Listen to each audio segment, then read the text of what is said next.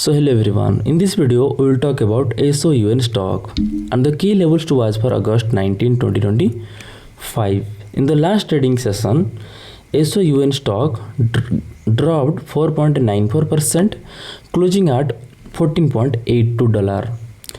The key support level is $13.53. In the last trading session, stock formed a bearish candle.